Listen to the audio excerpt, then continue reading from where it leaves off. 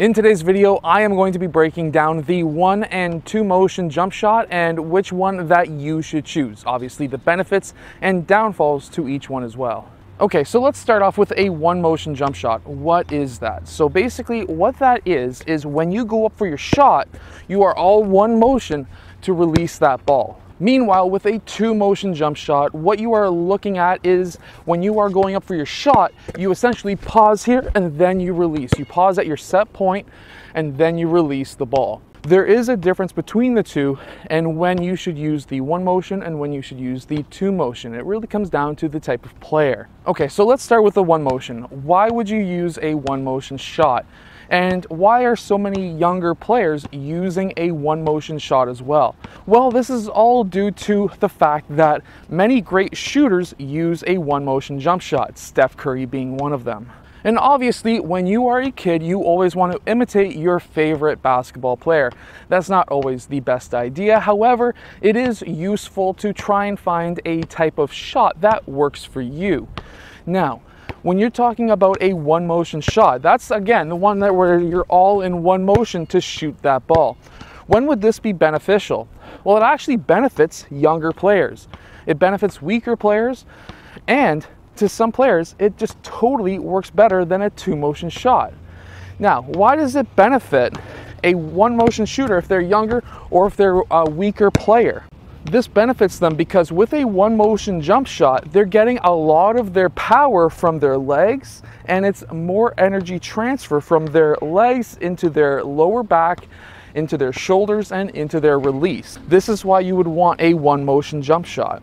So if you're having a struggle right now trying to get the basketball to the rim, no matter where you're shooting from on the court, and you're shooting 2 motion, which means that you are shooting, freezing, and then releasing, at that point, you would want to then switch over to a 1 motion if you're just not strong enough to get that ball to the rim with a 2 motion jump shot. Now, this actually goes for players of all ages as well, and it's really not that hard to switch over. To go from a 2 motion to a 1 motion, instead of going up for your shot, freezing, and then releasing, all you need to do is go into the same form and then just don't freeze. You just continue through with your motion. Just have in your head, shoot the exact same way without stopping at that set point that you have. Whether your set point is here, here, or here, it doesn't matter. With a 1 motion shot, you don't have to stop, you just continue through. Meanwhile, if you're shooting 1 motion and you find that you're actually shooting the ball well over the backboard, you just can't aim, things like that are happening to you, that is when you would want to shoot 2 motion.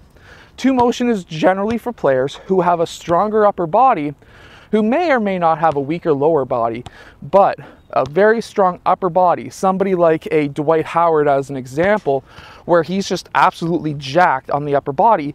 Generally speaking, you would want to have a 2 motion jump shot. And with a 2 motion jump shot, that will generally take power off of your shot because you're minimalizing how much power you are giving to your shot from your legs, and instead, what you're doing is giving or getting more of your power from your upper body, your shoulders, your upper back, your chest, those muscles there, that will then allow you to then maybe aim a little bit better and then, of course, take your shot.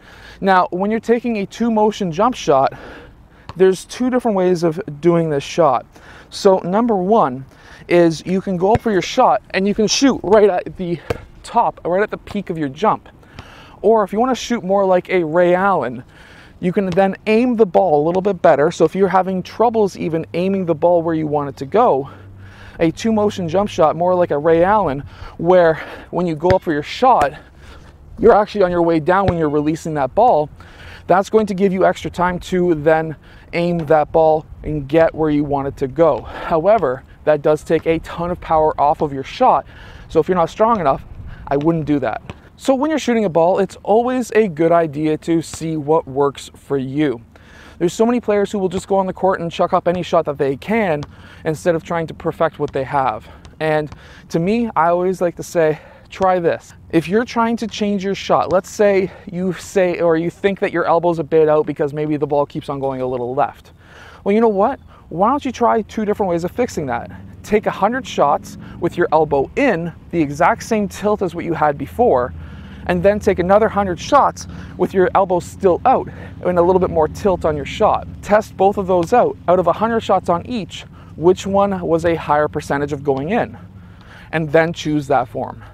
Always try to test and see what works for you. This goes for 1 and 2 motion jump shots. If you're not sure which one you should shoot with, try each one. Take 100 2 motion, take 100 1 motion, and see which one works better. And if it's a 1 motion, then you shoot 1 motion. If it's a 2 motion, then you shoot 2 motion. I hope that this video has helped you. If it has, hit that like button and subscribe, and I'll see you guys again next time.